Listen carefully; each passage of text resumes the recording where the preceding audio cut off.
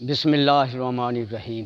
ناظرین السلام علیکم، میں ہوں آپ کا میزبان عبدالحمید، آپ کو درویشی بیٹھک چینل میں خوش آمدید کہتا ہوں۔ اس وقت میں جامعہ مسجد فاطمہ الزہرا ریونیو سوسائٹی لاہور میں موجود ہوں۔ یہاں کے خطیب مفتی غلام حسن قادری صاحب کسی تعارف کے محتاج نہیں۔ آپ ایک جید عالم دین، سکالر اور 100 سے زیادہ کتابوں کے مصنف ہیں۔ آپ کا انداز بیان بڑا دل نشیں ہے۔ تو آئیے بلا تاخیر اندر چلتے ہیں اور خطاب سنتے ہیں۔ اس سے پہلے میں اپنا ماسک لگا لیتا ہوں اور یہ بھی بتا دوں کہ یہاں جو کووڈ-19 کے حوالے سے اسٹرکٹلی فالو کیا جا رہا ہے۔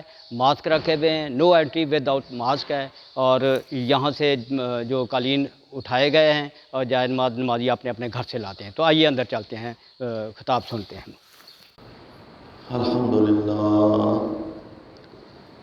الحمدللہ الذی لم یزل عالما قدیرا حیا قیوما سمیعا بصیرا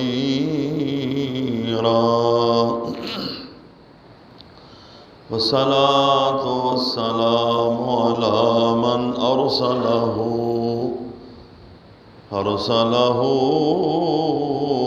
إلى الناس كافة بشيرا ونذيرا وعلى آله وأصحابه كثيرا كثيرا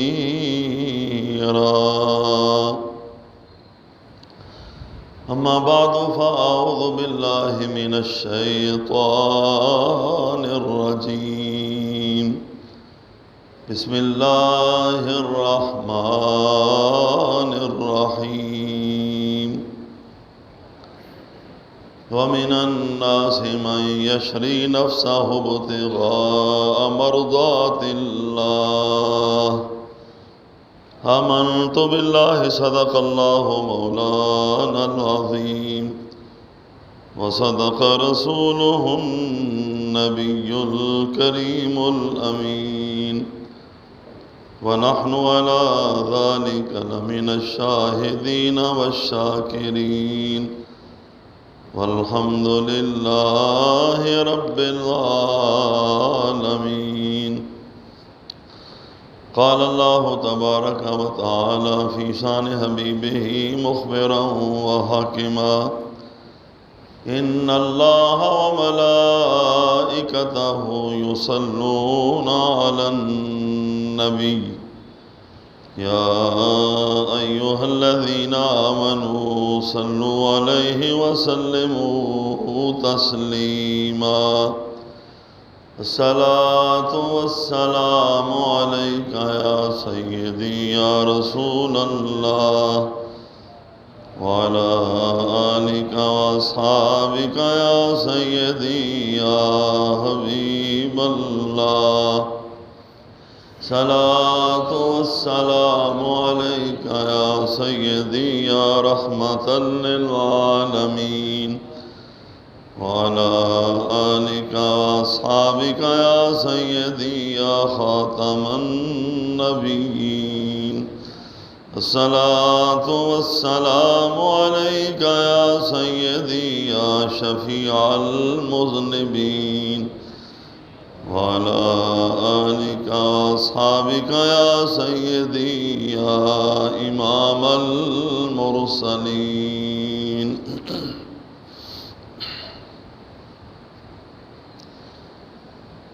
اہل نظر کی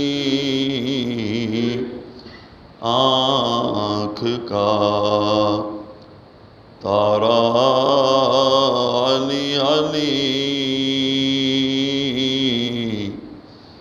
اور اہل وفا کے دل کا سہارا علی علی رحمت نے لے لیا مجھے آغوش جوش نور میں نے کبھی جو روکے پکارا علی علی، اور ایک کیف ایک سرور سا رہتا ہے رات دن، ایک کیف ایک سرور سا رہتا ہے رات دن، جب سے ہوا ہے ورد ہمارا علی علی، کعبے کے بت گرائے نہیں اپنے ہاتھ سے، آقا نے مسکرا کے پکارا علی علی، اور دنیا میں سب سے عالی گھرانے کے نور ہو، اس واسطے ہے نام تمہارا علی علی، اور اعظم یہ مغفرت کی سند ہے ہمارے پاس، ہم ہیں علی کے اور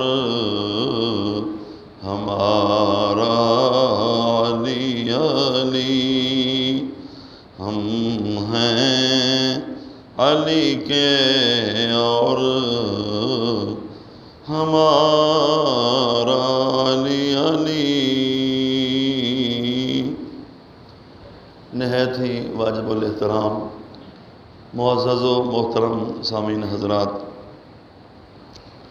اللہ پاک کی توفیق سے اور اس کی عنایت خاص سے آج ہم ماہ رمضان کا آخری جمعہ، جس کو جمعۃ الوداع کہا جاتا ہے، ادا کرنے کے لیے اللہ پاک کی بارگاہ میں حاضر ہوئے ہیں۔ اللہ تعالیٰ میری اور آپ کی حاضری کو اپنے دربار دربار گہربار میں شرف قبول عطا فرمائے۔ گزشتہ جمعوں کی طرح اس جمعے کے اندر بھی کافی موضوعات اکٹھے ہو جاتے ہیں، جن سب کو بیان کرنا بڑا مشکل ہوتا ہے، اور موضوعات میں لیلۃ القدر کا موضوع ہے، ان موضوعات میں سیدنا علی المرتضیٰ شیر خدا کرم اللہ تعالی وجہ الکریم کی شہادت کا موضوع ہے۔ انہی موضوعات کے اندر جشن نزول قرآن کا موضوع ہے، پھر فطرانے کے مسائل ہوتے ہیں، قضاء عمری کے مسائل ہوتے ہیں، تو یہ سب موضوعات جو ہیں ان کو ایک نشست میں اور جمعے کے مختصر سے وقت میں بیان کرنا بہت مشکل ہے، اس لیے چند مسائل بعد میں بیان کر دیے جائیں گے، اور مولا کائنات علی المرتضیٰ شیر خدا رضی اللہ تعالی عنہ آپ کے متعلق چند باتیں آج کے جمعے کے خطبے میں بیان ہوں گی، تاکہ ان کے ساتھ ہماری محبت کا اظہار بھی ہو جائے، اور دین اسلام میں جو آپ کی خدمات ہیں اور دنیا کفر میں جو آپ کی شجاعت و بہادری کے عظیم الشان کارنامے ہیں ان کا کچھ نہ کچھ تذکرہ ہو جائے۔ نبی پاک علیہ السلام نے ارشاد فرمایا، علی مع القرآن والقرآن معہ، کہ علی المرتضیٰ قرآن کے ساتھ ہیں اور قرآن اس کے ساتھ ہے۔ اس موضوع کی اور بھی بہت ساری حدیثیں ہیں، القرآن مع علی و علی مع القرآن، اور یہ بھی ہے کہ یہ دونوں ایک دوسرے سے جدا نہیں ہوں گے یہاں تک کہ حوض کوثر پر میرے پاس آئیں گے۔ حضرت علی المرتضیٰ رضی اللہ تعالیٰ عنہ کو قرآن مجید کے علوم کے اوپر بڑی مہارت اور بڑی دسترس حاصل تھی، اور حاضر جوابی کے اندر آپ کا کوئی ثانی نہیں تھا۔ جتنا بھی کوئی مشکل سوال کرتا اس کا فوراً جواب آپ دیتے، بلکہ آپ کا یہ اعلان تھا کہ مجھ سے کوئی بھی سوال کرو تو میں اس کا جواب تمہیں قرآن سے دوں گا۔ اور کبھی کبھی لوگ جو اسلام والے نہیں ہوتے تھے، یہودی ہوتے تھے، عیسائی ہوتے تھے، وہ پھر آزمانے کے لیے آپ سے سوال کیا کرتے تھے۔ مثلا ایک یہودی آپ کے پاس آیا تو اس نے کہا، جی آپ نے اعلان کیا ہے کہ میں ہر بات کا جواب قرآن سے دیتا ہوں، تو قرآن میں یہ کہاں لکھا ہوا ہے کہ آپ کی داڑھی جو ہے وہ گھنی ہوگی اور میری داڑھی پتلی پتلی ہوگی؟ یہودی کی داڑھی کے کوئی بال تھے۔ یہ کوئی باقاعدہ قانون نہیں ہے کہ اگر کسی کی داڑھی پوری نہیں ہے تو وہ یہ نہ سمجھے کہ میں بھی اسی کھاتے کے اندر چلا گیا ہوں۔ یہ صرف اس کا منہ بند کرنے کے لیے مولا علی نے اس کو جواب دیا تھا۔ تو اس نے کہا، آپ یہ کہاں لکھا ہوا ہے آپ کی داڑھی گھنی ہوگی، میری داڑھی کے تھوڑے بال ہوں گے؟ تو آپ نے فرمایا کہ سورہ اعراف میں اللہ تعالیٰ فرماتا ہے، وَالْبَلَدُ الطَّيِّبُ يَخْرُجُ نَبَاتُهُ بِإِذْنِ رَبِّهِ، کہ جو پاک اور ستھری زمین ہوتی ہے نا وہ بھرپور سبزہ نکالتی ہے۔ وَالَّذِي خَبُثَ، اور وہ جو گندی زمین ہوتی ہے، لا يَخْرُجُ إِلَّا نَكِدًا، اسے کوئی تنکا نکلتا ہے۔ تو میرے جسم کی زمین جو ہے وہ اسلام والی ہے، وہ ایمان والی ہے، وہ پاک اور ستھری زمین ہے، اس لیے میری داڑھی گھنی نکلی ہے، اور تیرے وجود کی زمین جو ہے یہودیت والی ہے، گندی ہے، نجس ہے، لہذا تیری داڑھی کا کوئی بال نکلا ہے۔ کتنی بڑی بات ہے، کتنا بڑا سوال ہے یہ۔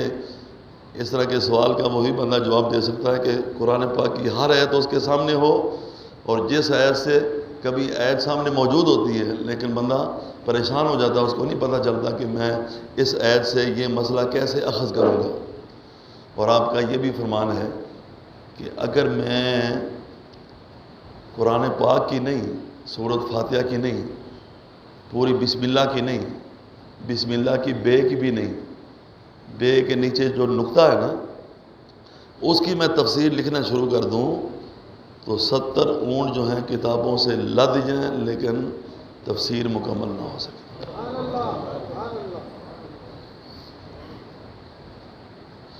ایک یہودی نے ایک دفعہ کہا کہ اے علی آپ یہ بتاؤ کہ اللہ کب سے ہے، اللہ کی کتنی عمر ہے، اللہ نعوذ باللہ کب پیدا ہوا؟ حالانکہ یہ سوال جو ہے مخلوق کے بارے میں ہے، خالق کے بارے نہیں ہے۔ تو آپ نے فرمایا، تو کہتا ہے اللہ کب سے ہے؟ جب تیرا کب بھی نہیں تھا تو تب بھی اللہ موجود تھا، جب نہ کون تھا، نہ کینونت تھی، نہ خلق تھی، نہ تخلیق تھی، نہ مخلوق تھی، نہ خلائق تھی، جب کچھ بھی نہیں تھا تب بھی اللہ پاک موجود تھا۔ آپ نے اس کو ایسے یعنی دلائل کے چکر میں پھنسایا کہ وہ کلمہ پڑھ کے مسلمان ہو گیا۔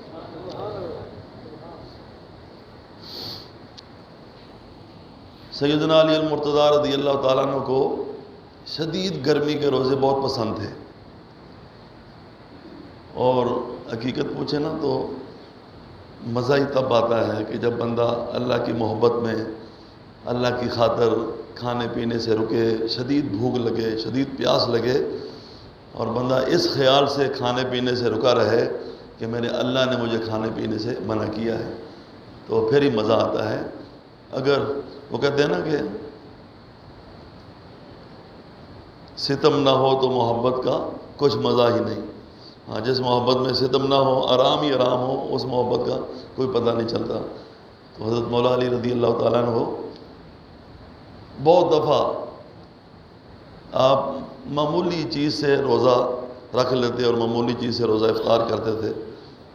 بڑا مشہور واقعہ ہے، آپ نے کئی دفعہ سنا بھی ہوگا کہ ایک دفعہ کوفے کی جامع مسجد میں آپ نے اعلان کروایا کہ آج آپ کی اپنی حکومت تھی، آپ خلیفہ تھے خود، اور آپ کو پتہ ہے کہ جب حکمران خود یہ اعلان کرا دے کہ آج افطاری کا انتظام حکومت کی طرف سے ہوگا، تو پھر کیسے کیسے کھانے تیار ہوتے ہوں گے اور کیسی کیسی نعمتیں رکھی جاتی ہوں گی۔ تو حضرت علی نے یہ اعلان کرایا، دنیا آ گئی مسجد میں افطاری کے وقت، لوگ جمع ہو گئے ہیں، شربت ہے، دودھ ہے، کھجوریں ہیں، اور کیا کیا نعمتیں جو اس دور کے اندر بنائی جاتی تھیں وہ ساری کی ساری اکٹھی ہو گئی دسترخوان کے اوپر، لوگ دھڑا دھڑ آ گئے۔ افطاری کا وقت ہوا تو لوگوں نے افطاری شروع کر دی۔ ایک بوڑھا بندہ مسجد کے دروازے کے پاس بیٹھا ہوا تھا، اس کے سامنے مٹی کے پیالے میں گرم پانی تھا اور ہاتھ میں ستو کا روٹی کا ٹکڑا تھا، اتنا سخت تھا کہ وہ جب اس کو چبانا چاہتا تو چبا نہیں سکتا تھا، چہرے پہ پسینہ آ جاتا اور وہ ٹکڑا ٹوٹتا نہیں تھا۔ تو ایک بندہ یہ منظر دیکھ رہا تھا، اس نے کہا کہ یہ بابا بڑا عجیب ہے، دیکھو ادھر ہر طرح کی نعمتیں موجود ہیں اور یہ کتنی تکلیف میں ہے اور افطاری میں گرم پانی پی رہا ہے اور جو کی روٹی کا سوکھا ہوا ٹکڑا کھا رہا ہے۔ تو وہ قریب ہوا تو اس نے کہا کہ آپ کو نہیں پتا کہ مولا علی نے افطاری کا اہتمام کرایا ہے، تو آپ ادھر کیوں نہیں جاتے؟ حضرت امام حسن پاس کھڑے ہوئے تھے، تو آپ نے اس بندے کو کہا کہ ادھر آ، میں تمہیں بتاتا ہوں۔ وہ ادھر ہوا تو آپ نے فرمایا تمہیں پتہ نہیں یہ کون ہے؟ کہا کون ہے؟ کہا یہی تو مولا علی ہے، انہوں نے تو سارا انتظام کیا ہے۔ وہ بندہ کانپنے لگا، وہ کہتا ہے مجھے بات کی سمجھ نہیں آ رہی، میں خود اس سے پوچھنا چاہتا ہوں، میں تیرا سوال کیا ہے؟ اس نے کہا سوال یہ ہے کہ اب میں دیکھ رہا ہوں کہ جو کی روٹی کا ایک ٹکڑا اس سے توڑا نہیں جا رہا، اس کے چہرے پہ پسینہ آ جاتا ہے اور وہ چبا نہیں سکتا، اور خیبر کا دروازہ جو 36 من جس کا وزن تھا وہ اس نے کیسے توڑ لیا تھا، خیبر کیسے فتح کر لیا تھا؟ تو حضرت علی نے فرمایا حسن اس کو میرے پاس آنے دو، میں اس کو بتاتا ہوں کہ یہ کیوں نہیں ہو رہا اور وہ کیوں ہو گیا تھا۔ وہ قریب ہوا تو آپ نے فرمایا یہ جو تو دیکھ رہا ہے نا، یہ میری جسمانی غذا ہے، یہ میری جسمانی طاقت ہے، اور وہ جو در خیبر میں نے توڑا تھا وہ میری ایمانی اور روحانی طاقت سے تھا۔ اور مسلمان کی طاقت حقیقت میں روحانی طاقت ہی ہوتی ہے، جسمانی طاقت تو جسمانی غذا تو بڑے بڑے جانور بھی اتنی کھاتے ہیں کہ ان کے اندر وہ طاقت نہیں آ سکتی جو اللہ پاک نے انسان کو عطا فرمائی ہے۔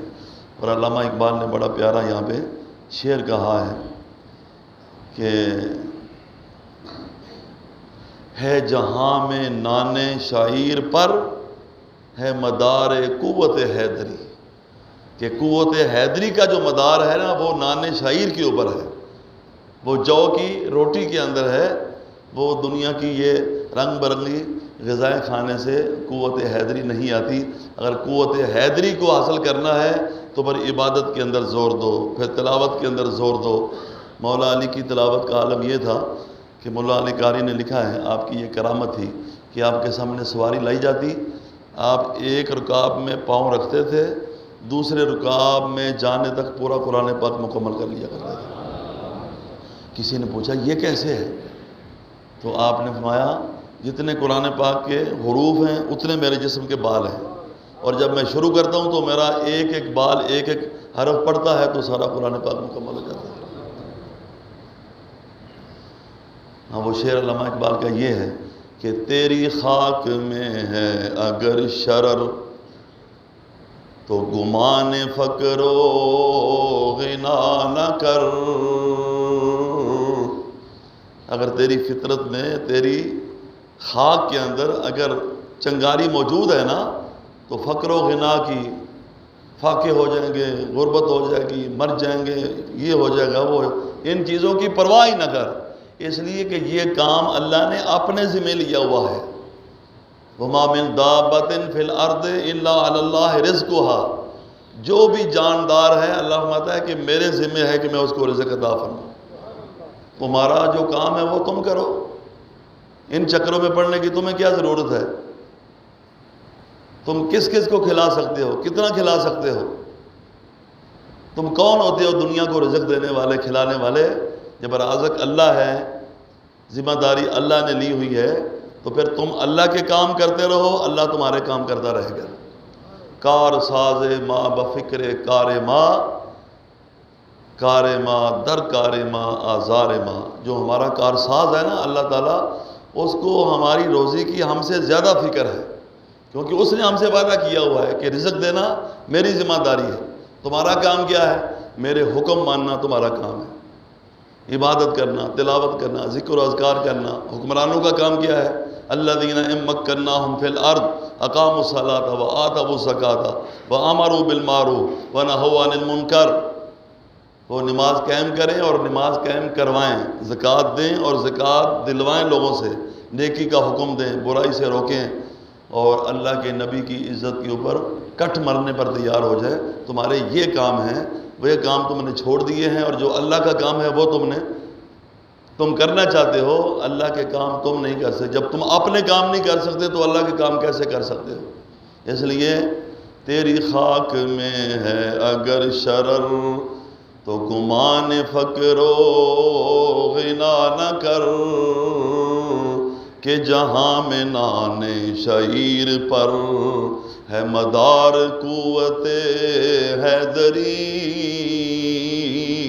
کہ نان شعیر جو کا ٹکڑا جو ہے وہ بھی اگر نصیب ہو جائے اور ایمان کی طاقت موجود ہو تو اس سے بھی کام چلتا رہتا ہے، گزارا ہوتا رہتا ہے۔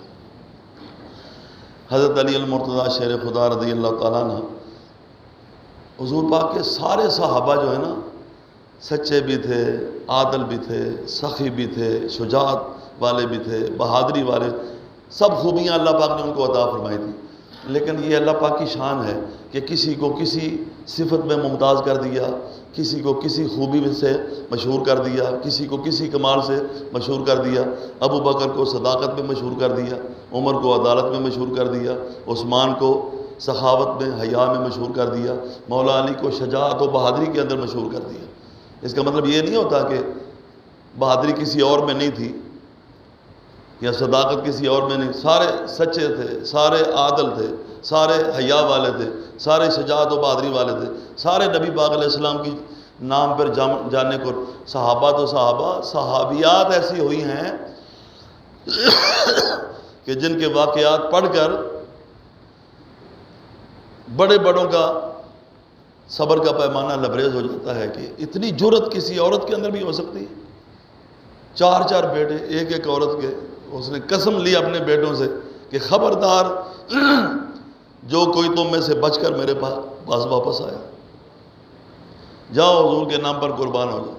خامد فوت ہو گیا، ابھی پچھلے جو میں آپ نے واقعہ بدر سنا ہے، تو وہ عورت افرا، 2 ہی بیٹے ہیں ان کے چھوٹے چھوٹے، بچوں کا باپ فوت ہو گیا، تو ماں خود اپنے بچوں کے ہاتھوں میں تلواریں دے رہی ہیں کہ جاؤ حضور کے نام پر قربان ہو جاؤ۔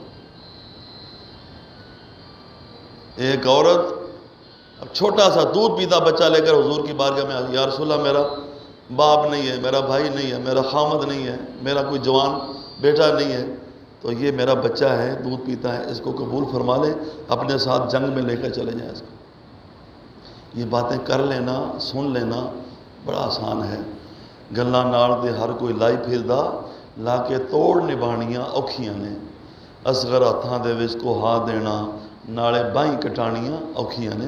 کام کرنا پڑے نا، ہم تو کہتے ہیں ہمارے بیٹے کو سر درد بھی نہیں ہونی چاہیے، ہمارے بیٹے کو گرم ہوا نہیں لگنی چاہیے، ہمارے بیٹے کو ذرا تکلیف نہیں آنی چاہیے، لیکن وہ ماں اپنا دودھ پیتا اکلوتا بیٹا حضور کی بارگاہ میں لے کر گئی۔ حضور نے فرمایا اس کو میں کیا کروں گا؟ چھوٹا سا بچہ دودھ پیتا ہے، نہ بول سکتا ہے نہ چل سکتا ہے، اس کو کیا کروں گا؟ یا رسول اللہ، جب آپ میدان میں جاتے ہیں تو تلوار چلاتے ہیں اور دشمن کی تلوار کو کا سامنا کرنے کے لیے آگے ڈھال کرتے ہیں، ڈھال، تو یہ میرا بیٹا نہ تلوار چلا سکتا ہے نہ لڑ سکتا ہے، آپ کی ڈھال تو بن جائے گا نا۔ جب کافر تلوار چلائے گا نا تو اس کو آگے کر دینا، یا رسول اللہ یہ ڈھال کا کام کرے۔ جب صحابیات کا جذبہ یہ ہے تو صحابہ کرام کا کون اندازہ کر سکتا ہے؟ لیکن مولا علی کو نبی پاک علیہ السلام کی بارگاہ کے اندر شجاعت و بہادری میں وہ شہرت نصیب ہوئی کہ آج بھی ہماری فوج جب نعرہ لگاتی ہے تو نعرہ حیدری لگاتی ہے، اور یا علی کے یا میں نے ایک ہندو کا انٹرویو پڑھا تھا، اس نے کہا کہ جب پاکستان کی فوج یا علی کا نعرہ لگاتی ہے نا تو ہماری آدھی قوت جو ہے وہ ضائع ہو جاتی ہے، ہمارے جسم کانپنے لگتے ہیں، ہمارا دل تھر تھرانے لگتا ہے کہ یہ کون سی طاقت ہے کہ ایک لفظ منہ سے بولتے ہیں اور ہمارے پتے پانی ہو جاتے ہیں۔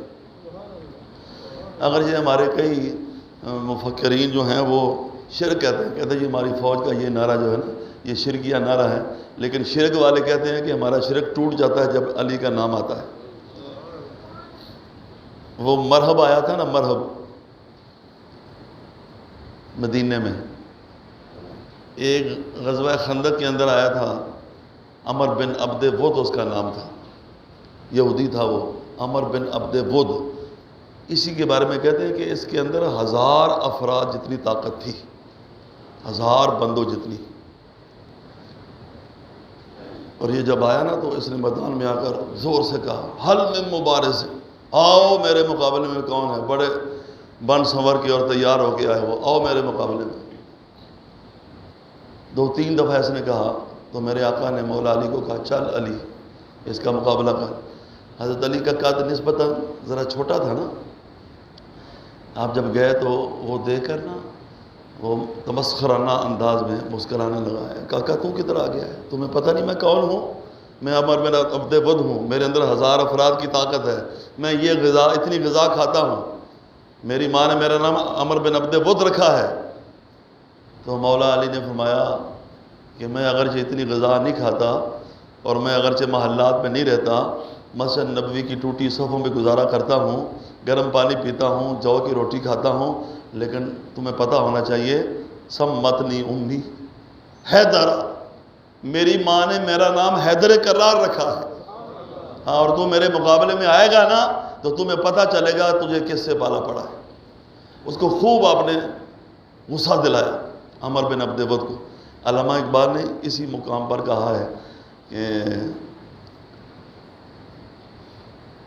لا فتح الا علی لا سیف الا زلف، یہ روایت کا کے الفاظ ہیں، اور علامہ اقبال کا اس سے پہلا مصرع ہے کہ فرماتے ہیں کہ ہاں قوت حیدری جو ہے وہ کیا ہے، وہ اللہ پاک کی عطا ہے، وہ مولا علی کی اپنی طاقت نہیں تھی۔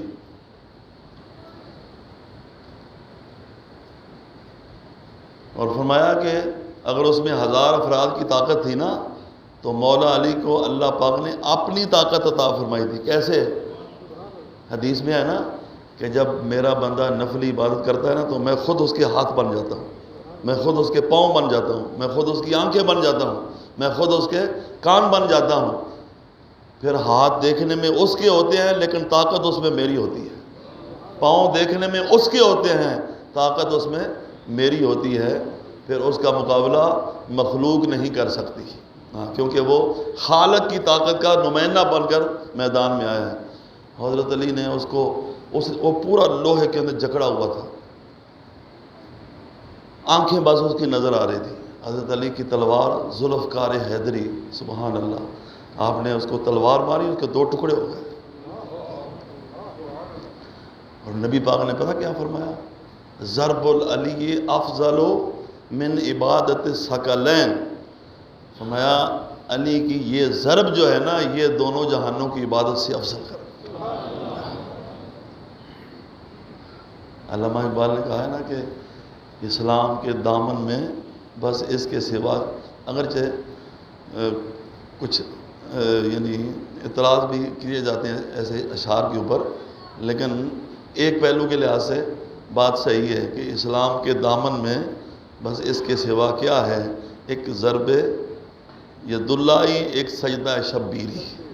شبیر نے، مولا علی کے بیٹے نے سجدہ وہ کیا کہ کائنات قیامت تک اس طرح کا سجدہ نہیں کر سکے گی، اور مولا علی نے خندق میں، خیبر میں ایسی ضرب لگائی کہ قیامت تک اس طرح کی ضرب کو نہیں لگا سکے گا۔ مرحب کا نام آپ نے سنا ہوگا، یہ بھی یہودی تھا، بہت بڑا پہلوان تھا، اور اس نے کہا کہ میں نے پورے عرب کو فتح کر لیا ہے، بس اب پتہ چلا ہے کہ مدینہ میں ایک پہلوان رہتا ہے جس کا نام علی ہے، اس کو میں اب فتح کر کے نا اس کو گرا کے شکست دے کر تو میں عرب کا چیمپئن بننا چاہتا ہوں۔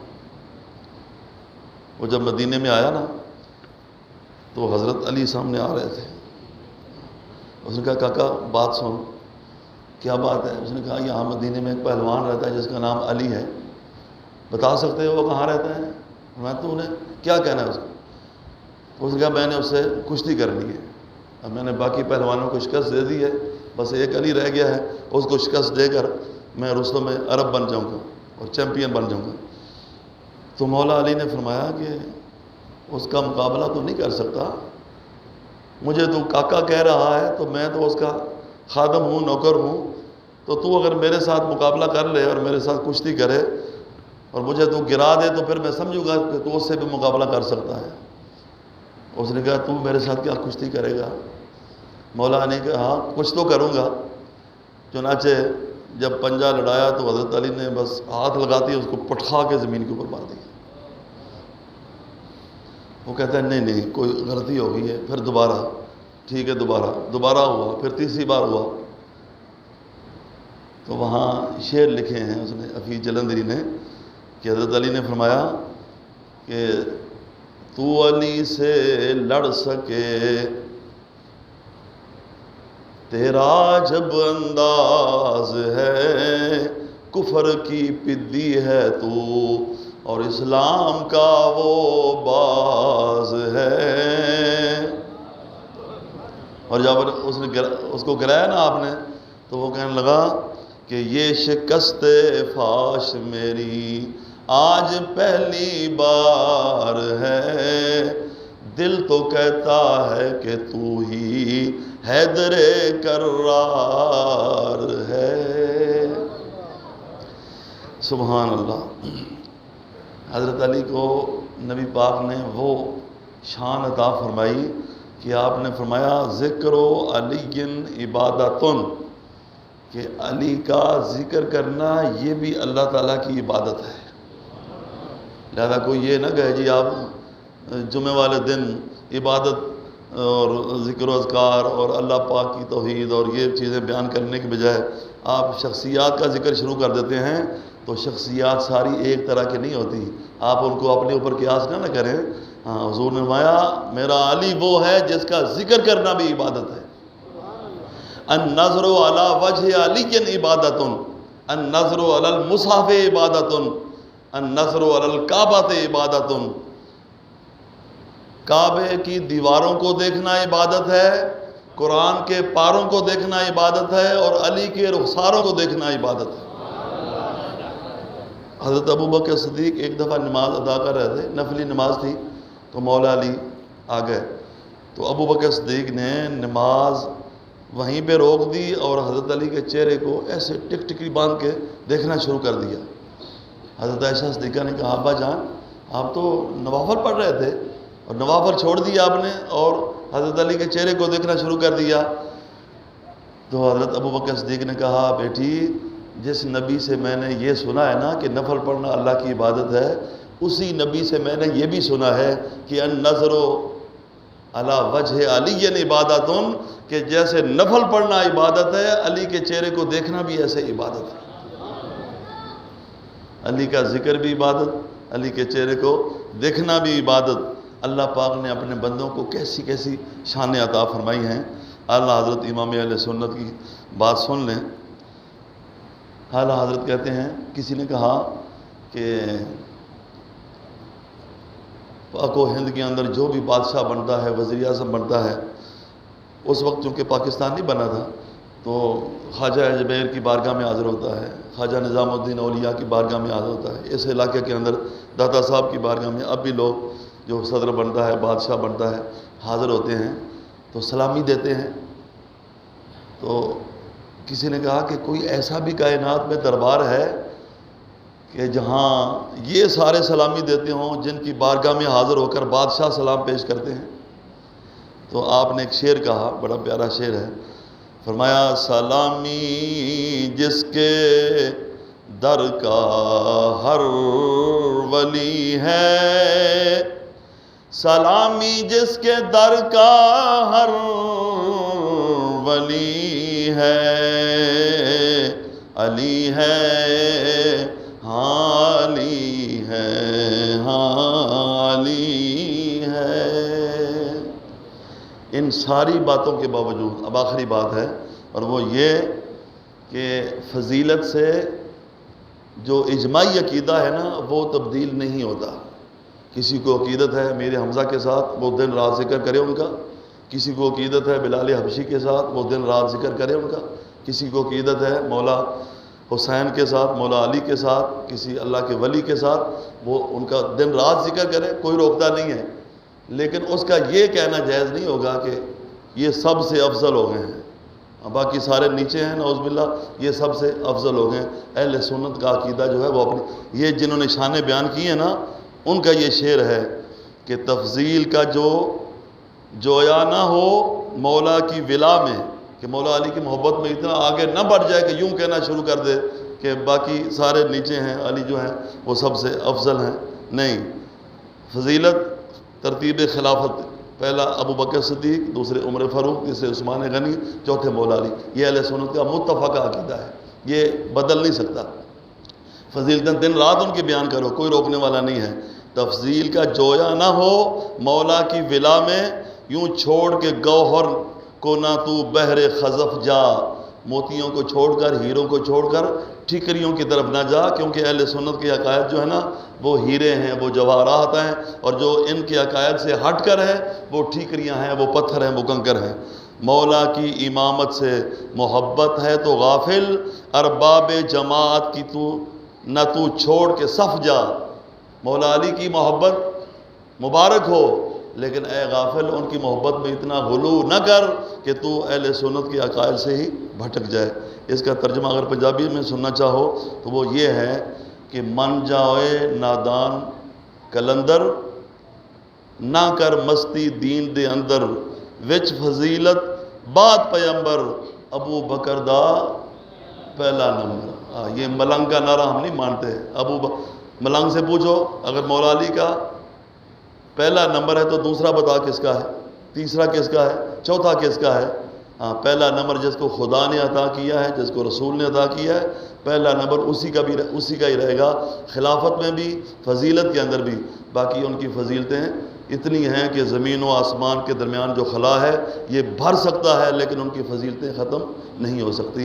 اللہ پاک ہمیں مسلک اہل سنت پہ قائم اور دائم رہ کر ان کے فضائل کو بیان کرنے کی اور سننے کی توفیق عطا فرمائے۔ وما علی الا البلاغ۔ ماشاءاللہ، سبحان اللہ۔ ناظرین، آپ نے مفتی صاحب کا خطاب سنا، روح تازہ ہوگی۔ اللہ تعالی ہمیں عمل کی توفیق عطا فرمائے۔ آپ سے گزارش ہے کہ ویڈیو کو لائک کریں، زیادہ سے زیادہ شیئر کریں، اور جنہوں نے ابھی تک چینل کو سبسکرائب نہیں کیا تو وہ سبسکرائب کریں اور بیل بٹن کو پش کریں تاکہ زیادہ سے زیادہ آپ کو اس طرح کی ویڈیو دیکھنے کو ملتے رہیں۔ تب تک کے لیے درویشی بیٹھک چینل سے اجازت چاہتے ہیں۔ اللہ حافظ۔